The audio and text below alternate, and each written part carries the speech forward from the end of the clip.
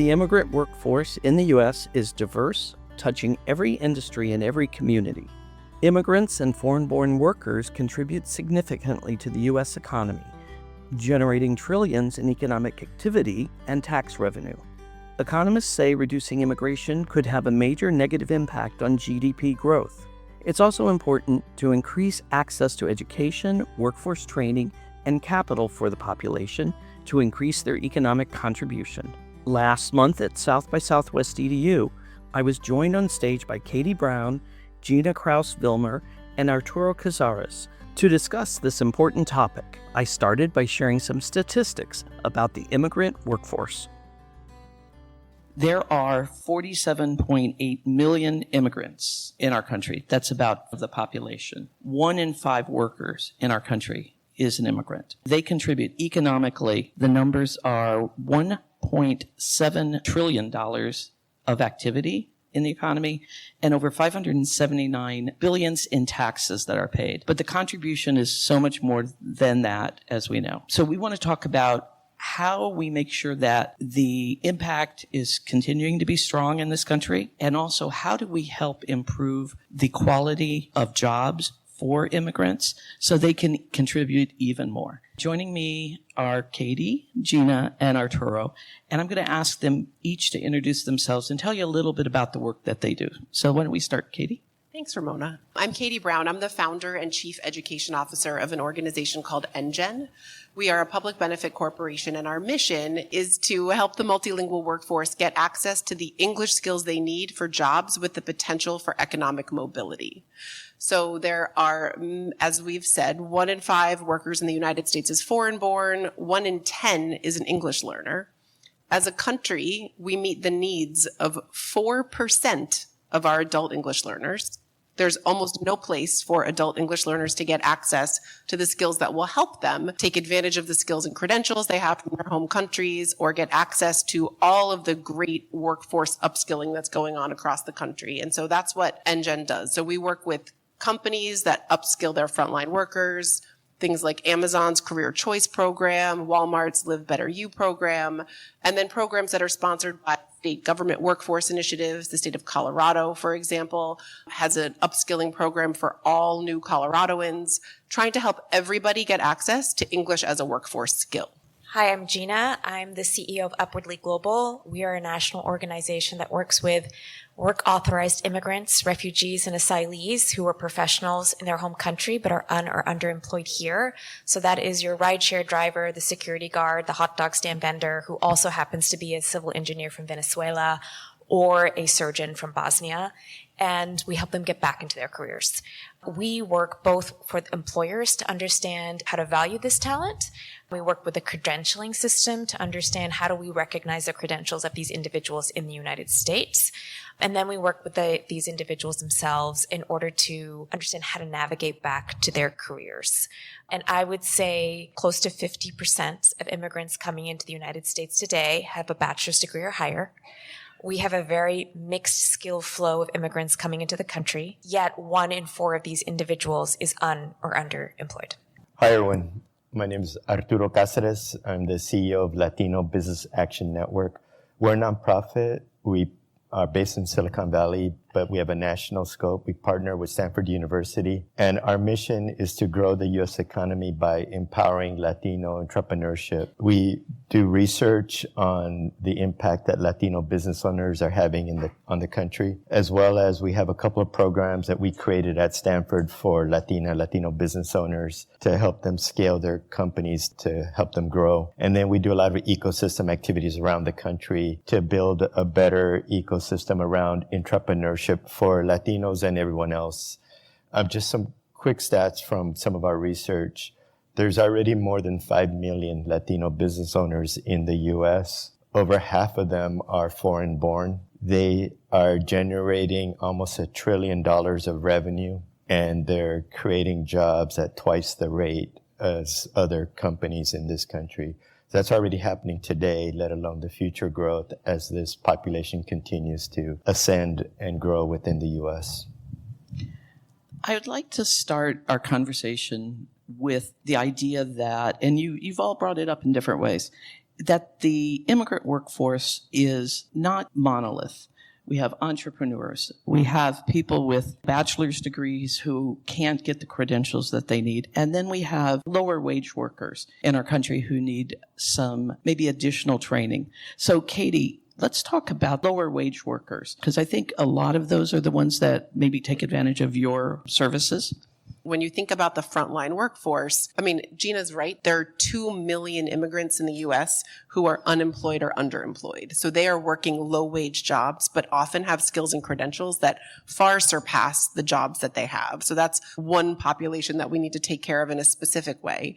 And their needs are very different from people who come here who have interrupted formal education, who lack literacy skills in their first language, who are coming from a very traumatic departure from either their home country or country they were displaced to. And so they have completely different needs. So when you think about a workforce system that's going to help these workers, you need to think about them as workers first and an immigrant second, because they're just going to have different needs. Some of them are going to need rapid English skills.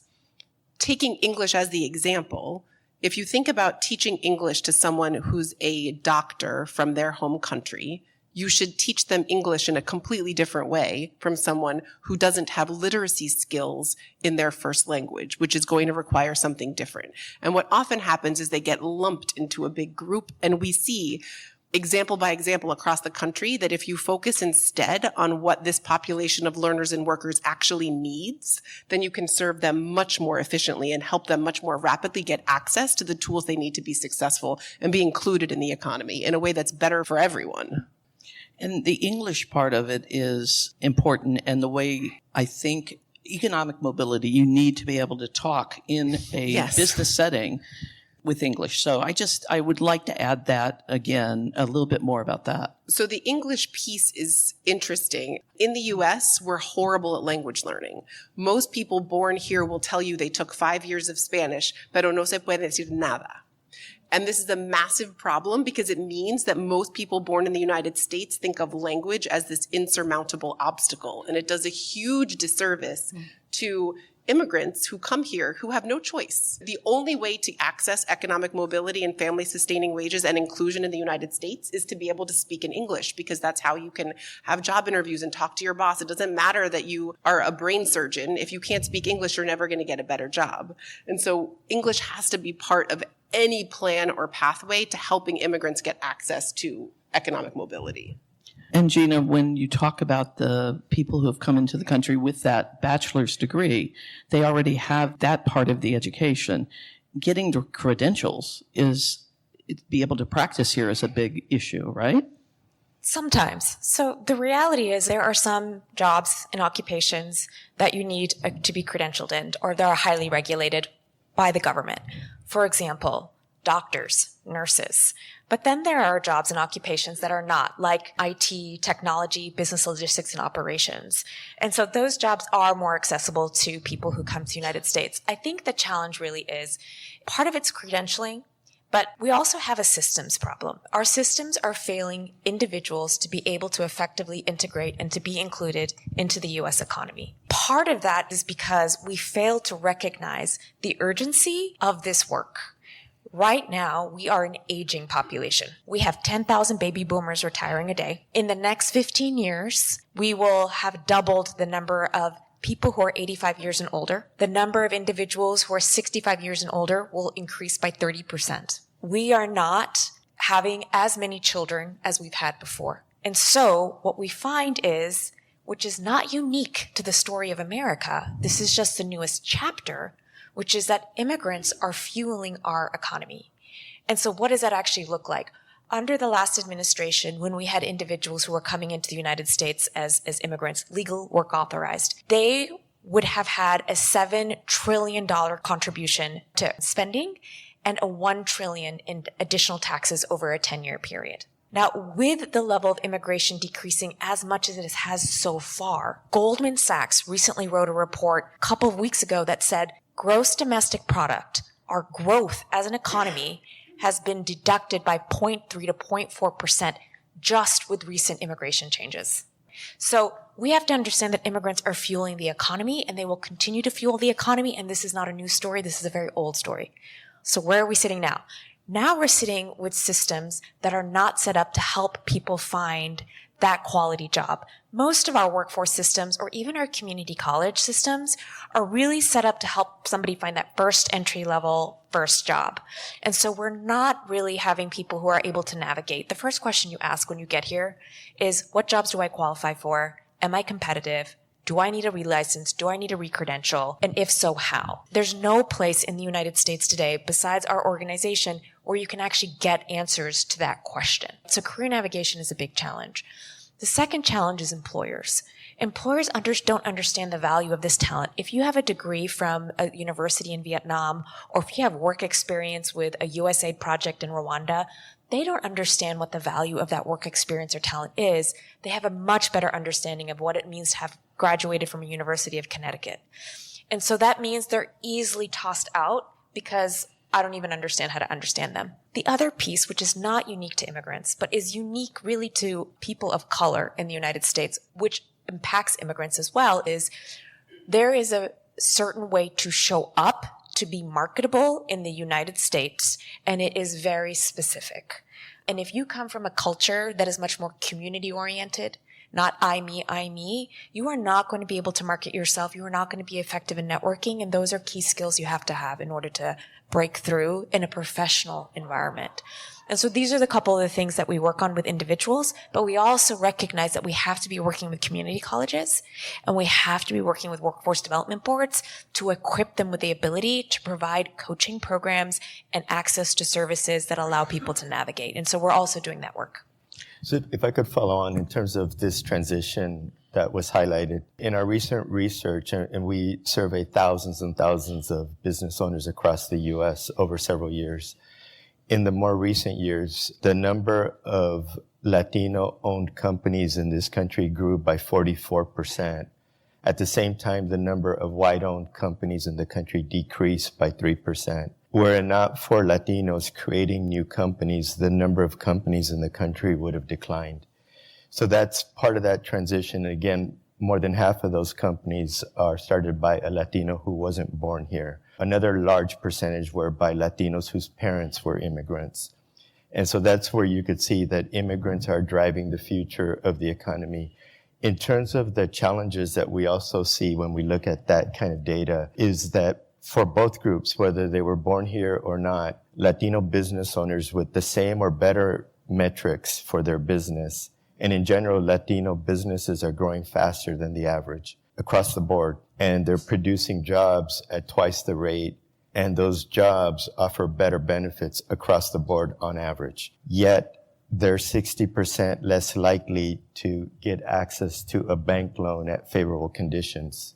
And so again, this speaks to what was being talked about. There are implicit biases or just different ways that people are expected to show up.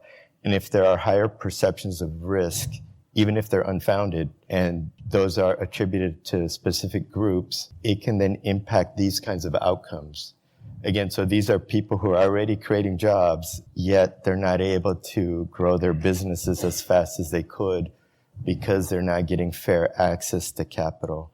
Our approach to that is to put the research out there and engage with all these different institutions so that they can then begin to improve the ecosystem, because that speaks to an ecosystem challenge. There's nothing deficient about these people. They're creating the companies, they're growing the companies. It's really about having an ecosystem that becomes better. Once it becomes better for them, it becomes better for everyone else. Because you can imagine if you're an African-American business owner or if you're a woman business owner, there's probably higher perceptions of risks associated with you just because of your identity that are undue. And so if we find ways for these institutions to address that, it opens up opportunities for everyone. Is part of the reason that the Latino population is creating businesses quicker than maybe white American native born? Is it because they can't get work and they are looking now, I'm going to start my own business? Because I met a woman yesterday who's a doctor in Egypt, and she came here and ended up having to start her own business because she could not find that work. Exactly. So we see that in both cases. If you're an immigrant, it might be harder to get the kind of professional job that you want. And so you'll start doing whatever you can to survive. But then once you have the wherewithal, you might be more inclined to create your own business, even though that's very risky, right? You can imagine it's not an easy thing to start a business. But when you compare that to the alternative, you take the risk because you're trying to advance. That's also the case for Latinos born in the U.S. who are in a corporate setting where they're not seeing their careers advance, right? Again, for other issues related to how you show up or how you're expected to show up. And so then they might be more inclined to then look out and take the risk of starting a company because at least they can then try to find a better path. And I would add to that, which is it's not only based out of necessity. What I find, especially for people who are displaced, so refugees and asylees, they exhibit incredible amount of resilience, entrepreneurialism, and for an entrepreneur, you have to be comfortable with risk. And so just the fact that you've left everything behind and moved to a new country to rebuild means you have a high level of comfort with, or some level of comfort with risk. And so what we find is it's not surprising that 50% of Fortune 500 companies have been founded or co-founded by an immigrant. It's not surprising that 23% of patents, which are important for innovation in this economy, come from immigrants who only represent 14% of the U.S. population. And so they have an outsized presence. And I want to bring this back to the AI conversation because the reality is if AI is changing how we view skills, and we are no longer looking at a world of work where you have a specific skill, you do a specific task, you get a reliable outcome. What we're looking at now is how do we invest in people if AI is taking over the fact of you're a billing analyst. AI is now being the billing analyst, but you're the billing strategist. So now we're looking at how are we actually cultivating skills around curiosity, creativity, resilience, adaptability. And these are things immigrants and refugees bring in spades, not only because of their own journey, but also because they come from a different way of thinking. They come from a different context. They come from different upbringing. They come with a different language. We actually want to be competitive in AI. And I think if we want to recognize that 83% of growth in our working age population today comes from immigrants and the children of immigrants, then we need to actually be embracing and not assimilating, but embracing the cultural differences to be able to continue to spur that innovation. And we've got an edge over most countries when it comes to that, and we should take advantage of it. We'll have Katie jump in, but I want to say, too, the business leaders that I speak to are saying there's not enough talent out there to fill these jobs. And with the AI, as you're bringing it up, people don't have those skills. We need everybody. I have one guy I talk to a lot, and he says, we need everybody we can get to do this. How do we get the business owners to turn and look at this population in a different way? I think we're seeing business owners, at least ones who, when you're talking about big businesses, ones who want to recruit and retain talent are looking towards underused, underutilized talent pools. And immigrants, refugees, newcomers in general are one of those talent pools. One thing I wanted to uplift that Jina just mentioned is multiculturalism. So before, when I was talking about English as a workforce skill, yes, it is. And every immigrant speaks at least one other language, and multilingualism is a superpower. So being able to communicate in multiple languages, if you're a healthcare giver, being able to have communities of care reflect the people who live in the communities, being able to offer customer service in multiple languages, being able to offer education in multiple languages, these are all differentiators that are going to help businesses do better work, work more efficiently, work more safely. And at least on the employer side, I'm starting to see large employers understand this and embrace it and be open. If you think about the Tent Foundation for Refugees and all of the employers who've made refugee hiring commitments, they're saying, not only are we welcoming refugees, we're going to create a welcoming and inclusive work environment for them. We're going to celebrate the talents that they're bringing. And I'm seeing definitely not all employers, but some employers really look at this in a way that shows that they understand that the multilingual, multicultural, foreign-born workforce is the solution to being able to innovate and stay ahead if that's something that we're capable of doing. And I just want to let everybody know, I meant to let you know early, we are happy to take your questions. We'll leave some time at the end, so if anybody has any questions, we will be taking them. I would like to talk about the impact of a country without immigrants. And we already talked about the amount of tax, and we've had conversations about this. that they already contribute and what they contribute to a community. So if we don't help uplift that population, then we're going to be losing other businesses, I believe. And if anybody wants to weigh in there. So one of the things that we looked at, and we didn't do this research, but I think the University of Colorado was looking at the impact that deportations have. And so people might think, well, the undocumented are the least productive or at the lowest level when it comes to contributing economically. But the reality is that for every 100 deportations, you lost about 75 workers that were just gone because other Americans refused to take those jobs. So now you have a lack of workers for companies. Because those companies lost those 75 workers, they had to downscale, and 8 other jobs for U.S. citizens were lost. And so that was just from the labor force impact. It will drive inflation, and it will also increase unemployment if you start reducing the number of immigrants, which is a double negative. And if you try to quantify, another university was looking at what is the overall economic impact. And so they were looking at if 1 million people were deported, and again, some of the numbers that are being talked about are much higher than that. If 1 million people were deported, that would impact the U.S. economy by 1.2%, something like that, which is a massive impact on the economy. That you're talking a huge negative shock, let alone if the numbers go up from there. And this is thinking about what we would consider sort of the immigrants that are on the lowest level of this. When you start thinking about not empowering all immigrants, then they're still here, but much less productive than they could be otherwise. And again, that's another huge impact on the country. Again, if we continue down a path of becoming more xenophobic, it will impact us in very negative ways. And it's not just the communities that are unfairly targeted that are impacted. It's all of us that are impacted by that large of an economic loss.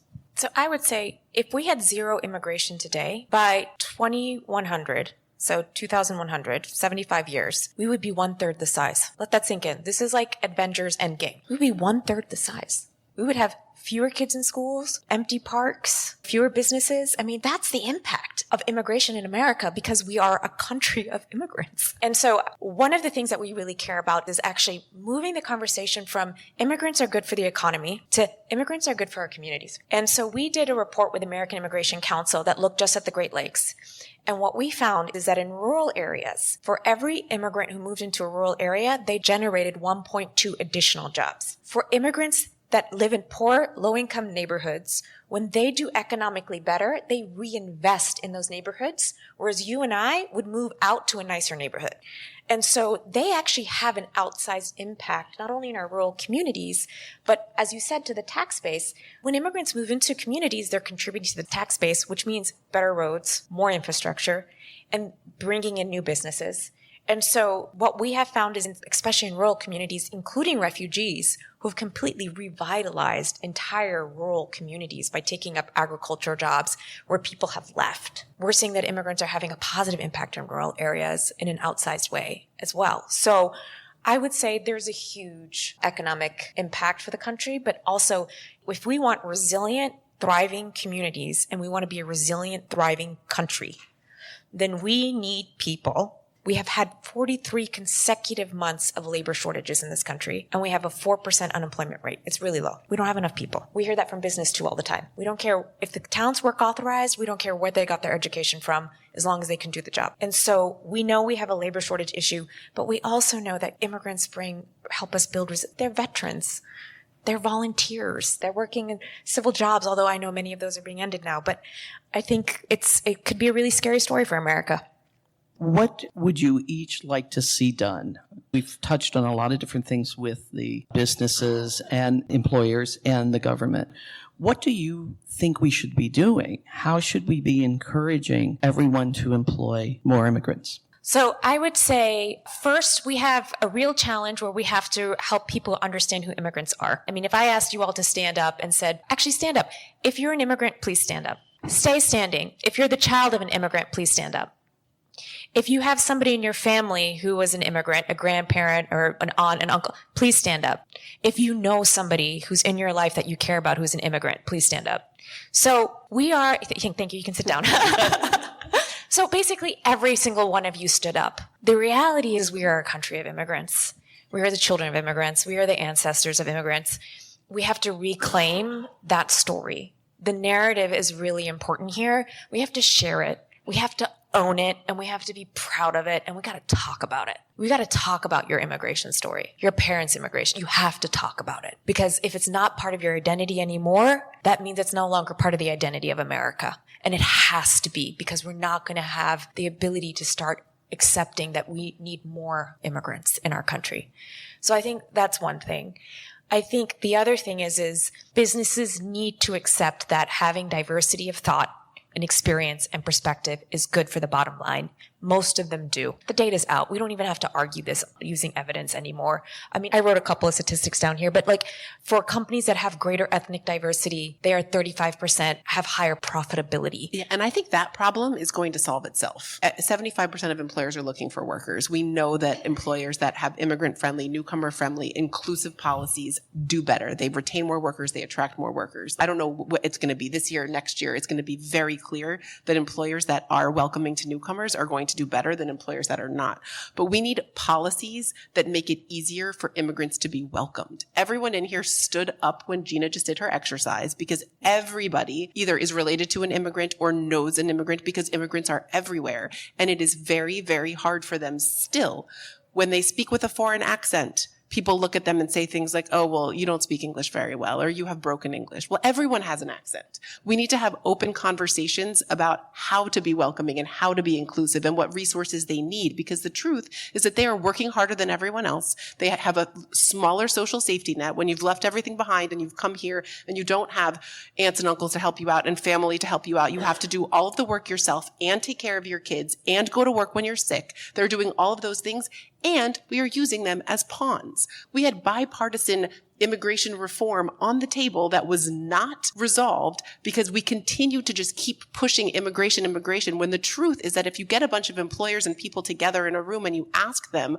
what do you think about immigrants? And you look at all of the polls that probably you're more familiar with than I am, what they say is, no, we agree. Like, if you're here and you're working, you should get a pathway to being legally work authorized. If you're here and you're working, you should be able to stay. You should be able to pay taxes and get access to resources and take care of your families. So we need to do it. So we need to put policies in place that do that and hold our elected representatives responsible for creating a way for us to have an economy that actually functions, so we don't have a third the size of the United States in 75 years. I would echo, I don't think we have to do anything extra for immigrants from this perspective of we just need to treat them as us, because that is who we are. Every one of us in this country, or most of us, are, if not immigrants ourselves, descendants at some point of an immigrant. That's who we are. By creating these artificial obstacles based on the accidents of where you were born, we're just hurting ourselves, because that's our future. And if every time we create an obstacle, we're not going to recognize your degree, we're not going to recognize your certification, you have to do X, Y, and Z because you weren't born here.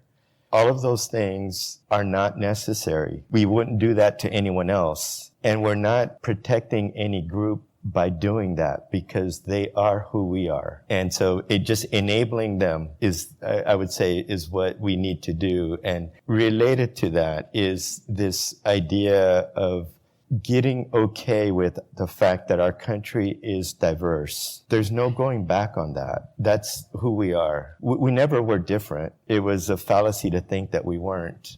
We always have been diverse in some way or another. Whether it was all these different peoples from Europe amalgamating into one people, there's no difference now whether the people coming from India, Mexico, Colombia, China, the same exact thing is happening again. It's who we are, who we have always been. We just have to get good with the fact that our country is a diverse country. That's what's made us strong, and we should embrace who we are. I would add that, we have this old story in the United States, which is you come here, you sacrifice everything, you work hard, and your kids will have a better shot. The reality is for us, for example, my mom, she immigrated here from India through an arranged marriage. They got divorced. She ended up raising myself and my 4 sisters on her own. She had a master's degree in education. She was not able to use that master's degree. So we lived the regular story. We grew up in poverty. She sacrificed everything. Now we have 2 doctors, a nurse, and the disappointment, which is me,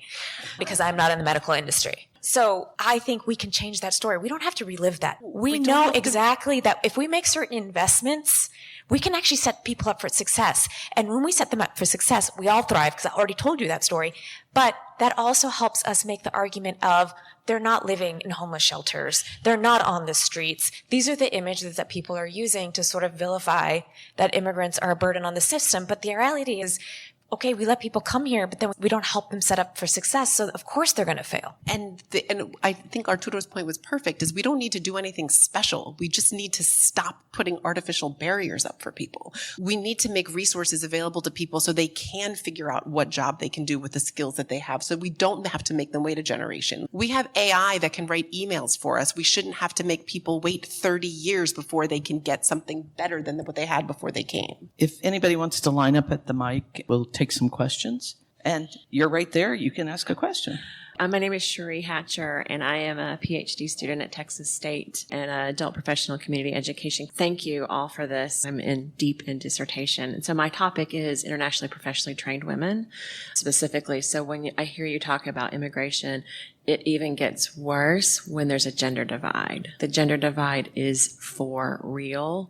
And what happens is that they end up in care work, which we all need. We all need people to care for us. But what happens is that we aren't caring for them.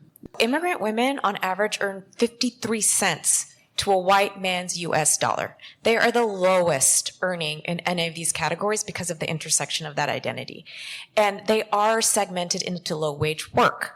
And the reality, low wage work is low wage because women do it. Teaching is a low wage job because it's dominated by women. If men started entering into the teaching profession in big waves like they did in computer science, it would become a more prestigious job with a higher paying salary.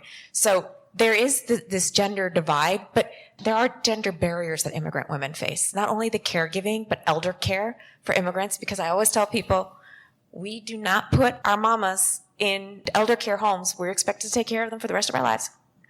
And so elder care is another issue that immigrant women face. Their social mobility is much more restricted. If you're going to meet somebody in order to network to get a job, you're not going to hang out on your stoop as a woman. You're not going to go to a bar.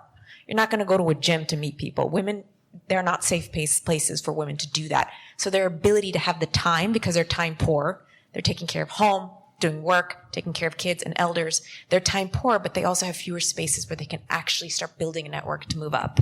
Immigrant women make 53 cents on the dollar, so you would think, oh, economic boom, let's hire the cheaper labor. That is not what happens. They recruit men who then come with women, and those educated men have educated wives because that's just our social fabric across the globe, but they yet still are pigeoned into these low economic jobs, despite that they could be the economic boom because we got to pay them less. I mean, we don't have to, but we do, right? But that we still treat them poorly. So that is, to me, the evidence right there, right? Thank you for your patience. Thank you. Hi, my name is Leah. I'm coming from north of New York City, and I worked in education with immigrants for a long time and still do in some ways. But I'm just looking for some clearer language for when I argue these points.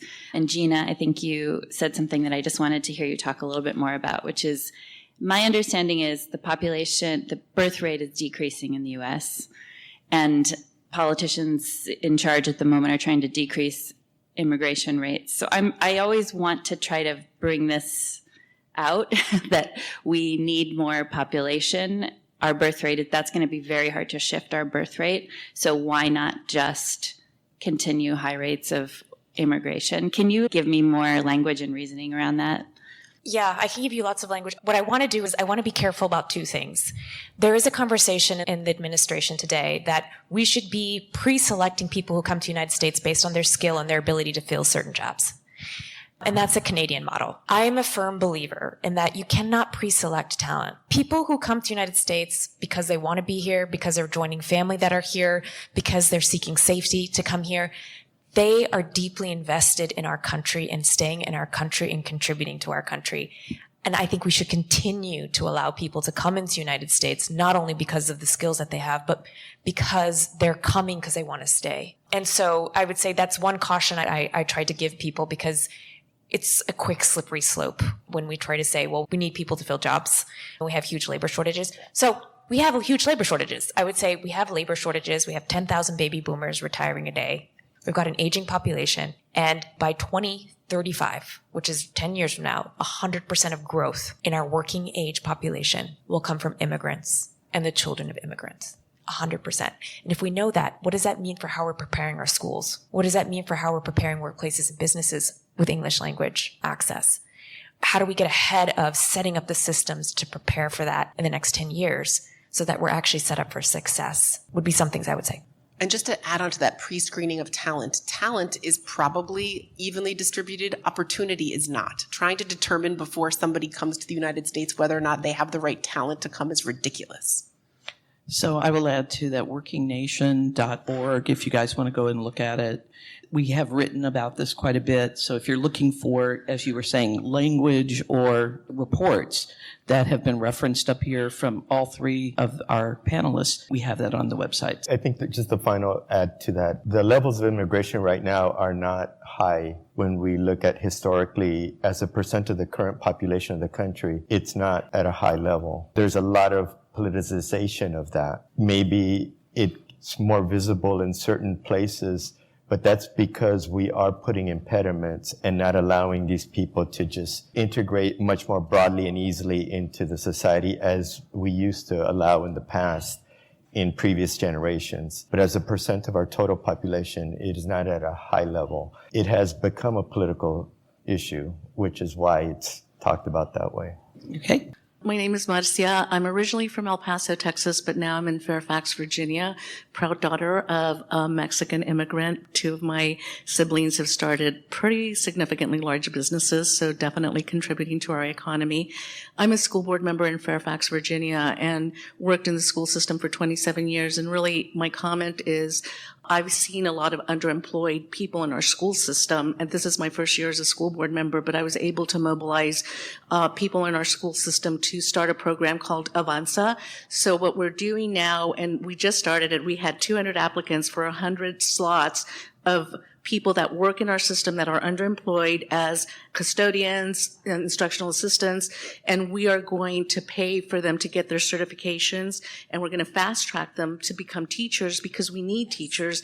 And aside from the fact that we're going to raise their standard of living to be able to live in a very expensive community, a lot of these employees have the cultural competency that we need in our community. One of the people that has applied as someone that I helped get a job that had a PhD and was teaching English in her country, but she was working as an instructional assistant.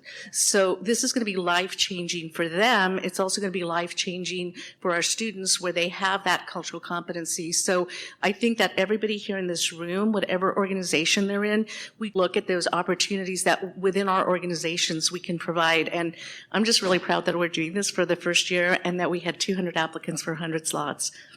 That's really fabulous. Hey everyone. Hate to be that person, but there's only one behind me, so I may ask two questions. Basil Touchon, immigrant myself. I'm actually a medical doctor who transitioned away from that to do a lot of immigrant work by choice. So I feel you, Jina. Not just the only non-healthcare child in the family, I walked away from it. You can imagine how that went. Anywho, currently there's a movement in a lot of states to actually allow people who don't do residency to be able to practice medicine. Some of the requirements are different from state to state. I'm seeing lots of nods. You all are obviously familiar.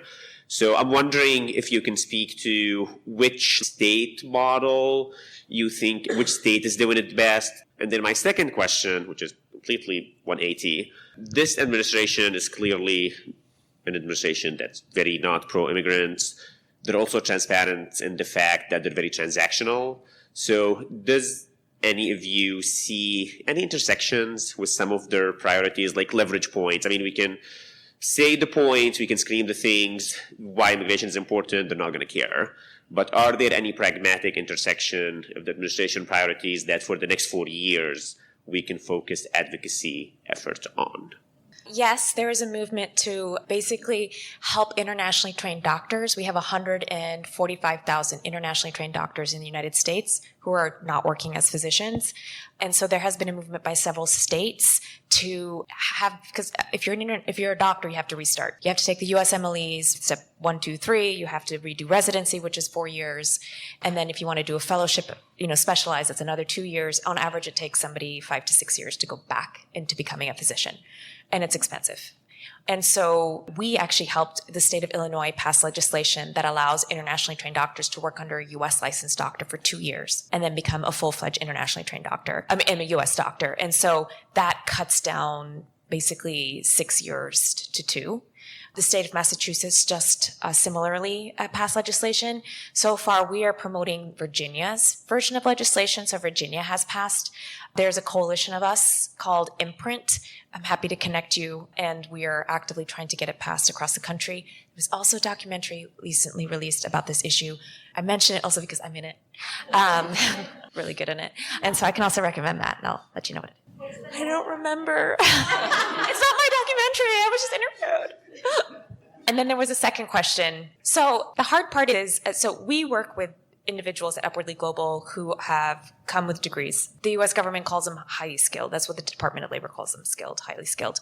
There is interest in shifting immigration policy in the administration, both with Elon Musk and the Trump administration, to think about how do we bring in highly skilled individuals.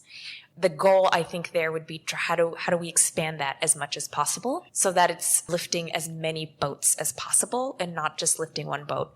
What we're very careful about is we don't even say our community is skilled because everybody has skills. It's kind of ridiculous to say you're high skilled. I mean, what does that mean? Especially with AI, because the skill is curiosity. So if you're a really curious person, you're highly skilled at this stage. So we just call ourselves professionals. That's it. But I think there's a space there. We don't know if the Department of Treasury and the Department of Labor would also be pushing back because of the economic argument. And so there might be space there as well. I would echo that if there is any chance for advocacy around skill is very wide and high skill. Everyone is high skilled. And also there is an economic argument to be made for immigrants being here and working. And the people who have the ear of the decision makers in the current administration are often people who have very large businesses that rely on immigrant labor. And it is going to be very clear if there is widespread deportation that those businesses will not function. So that is also a problem that might just take care of itself when there are two pieces of this administration's agenda that are at obvious cross purposes. Yeah, it's not just an economic argument, but in terms of the intersection with the administration, it's all about the economics of it at all levels of immigration in terms of the professional or non-professional immigrant, because a lot of these large corporations, and think about a lot of industries in this country, construction, food production, manufacturing, those are not professional level jobs, but a lot of professional level jobs are lost without those workers. And so there's very much an economic argument. And in fact, it will improve unemployment by having more immigrants at all levels of the spectrum, because it'll create more jobs for all levels of Americans that are already here. We have one last question. Hi, I'm Kelsey, and I work with Netakalam. We're an online language learning platform that hires refugees as tutors and translators. I guess my question to you, we're talking about highly skilled, we're talking about sort of bottom line, we're talking about refugees and immigrants are people, right? That's all sort of a part of the work that we do. As a social enterprise, we have to also find pragmatic solutions to be able to be that sort of stepping stone to long-term livelihood support. We find that right now, actually 60% of our language partners are able to sustain themselves with the income that they're generating through our services.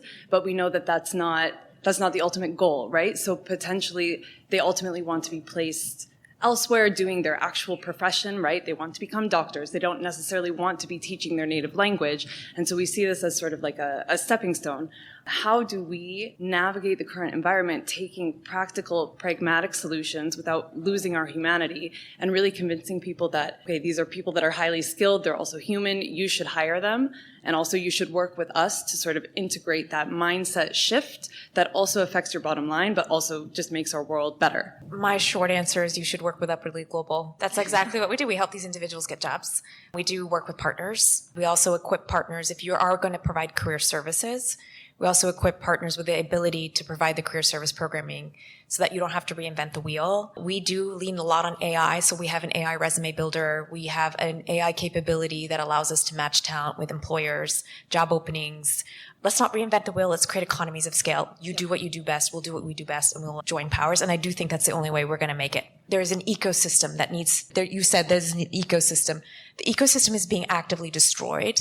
Refugee resettlement is gone. Education might be gone. Sorry, guys. The Department of Education might not survive. A lot of nonprofits, the nonprofit sector itself is under attack because 95% of them get funding through government grants, which are now gone. We have to make sure that whatever the ecosystem we have, that we strengthen it. Partnership is what my response would be. And I guess just to follow up on that, so a lot of our translation clients, for example, we're working with NGOs who've had their funding pulled, those programs no longer exist. That severely impacts our ability to support our workforce. So how do we then work within the system, disrupt it, whatever? I have this internal battle every day of like, okay, let's work with it, let's burn it down. What are we really doing here? How do we approach organizations, businesses that are potentially more insulated from the negative impacts of what's happening to work with that and promote like real systems change? Right? Like, well, what's the solution there? Do we know? I just want to say, I don't know if there is an insulated entity out there because businesses are under attack from shareholders as well for using DEI, no matter how it shows up. Some of those companies are fighting back. Just as you're saying here, nonprofits, you mentioned a lot of nonprofits are finding their funding on pause. So what Jina said about partnering and people banding together, I don't want to speak for the panel, but that sounds like the answer. Only solution. And raise your voice. Thank you. We'll take one more question, and then we only have a few more minutes. Okay. But. Elena Corbett, I'm the Executive Director of PAIR Houston. We essentially make sure that kids, refugee, asylee, emerging bilingual kids don't fall through the cracks of the public education system. My background is a refugee resettlement, so you're kind of preaching to the choir, I think, in this audience. You know, I think what frequently is missing from these conversations about employment is the cultural sensitivity that employers should undergo in order to build trust with the refugee and immigrant population. And so looking at the example of Houston, that's something that works really well. So if it's, let's say, an Amazon warehouse and they provide an ESL class or they spend time through a translator, they hire a translator, and they learn about the population that works with them and then provide accommodations like, a prayer room for men and women. It reverberates. It's a small, tiny investment, but that makes such a big difference. And, in our work, we communicate with parents. Parental engagement is very difficult, but that's exactly what builds trust. And there is a great study, Kinder Institute at Rice University in Houston. They have something that's called Houston Area Survey. And so every year it gets published. There's going to be one coming out at the end of this year that speaks directly to the fact that the white population is aging, it's dying, and it needs to be replaced by the immigrant and refugee workforce. And, the attitudes towards immigration are positive in spite of what's happening politically. So, to me, it's not a one solution fits all, right? So you have to have allies, whether it's community partners, nonprofit organizations, but it's getting this messaging out and then encouraging people that went through this experience to speak up. I just want to give each person up here a chance to finish up their thoughts. I'll start with you, Arturo, because the entrepreneurship, you're doing something in a couple of weeks, and I want you to be able to tell everybody about this. Yeah, we're a nonprofit, as I said. We do a lot of research. Every year, we do quite extensive research report on the impact Latino entrepreneurs are having on the U.S. economy. Once a year, we do a summit related to that. It's much more than just a research event, but it is a research event at Stanford University. It's open to the public. The president of the university once remarked to me that when they release a research report, about 20 people show up. When we release this report, we expect over 1,000 people to come from across the U.S. It will be a party. All of you are welcome.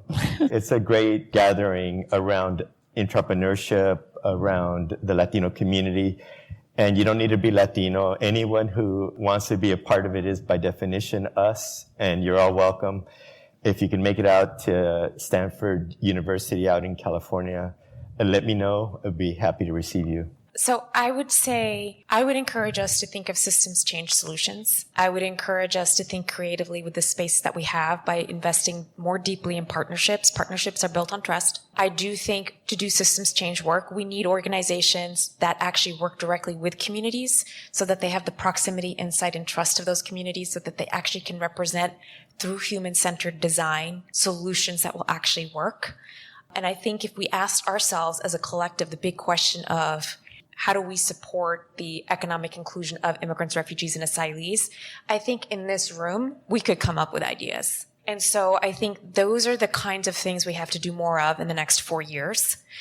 And just to answer the question quickly, employers have to be at that table, not because it's an extractive solution of I need labor, but they also have to do the hard work, to your point of, we have to understand these communities. We have to be able to support these communities to thrive, because when our workers thrive, we thrive. When our workers thrive, the communities we're serving or live in thrive. And so we do a lot of work with employers, but they have to want to do it. And to piggyback on the employer piece, I mean, everybody needs to work. We all are working. Our immigrants are working. Our children are working. Working is a thing that we all need to do. So speaking up about the need for a multilingual workforce, why supporting the multilingual workforce makes sense, the benefits of the multilingual workforce. This is the only session at this conference that's talking about immigrants, refugees, and newcomers. And everyone in this room stood up when we asked you how you were connected to immigrants. That's a huge disconnect, and everybody can help make this better for everyone by having this conversation over and over and over. 20% of the working population in the United States was not born in the United States, but 1% gets talked about. So we have to have the conversation. And 100% of our workforce will eventually be immigrants and refugees and their children. I really appreciate, these are three of the smartest people and most compassionate people I know on this. And I just want to thank everybody. And I want to thank you guys for being a great audience. That was our panel at South by Southwest EDU on the economic impact of immigrants. I'm Ramona Schindelheim, editor-in-chief of WorkingNation. Thanks for listening.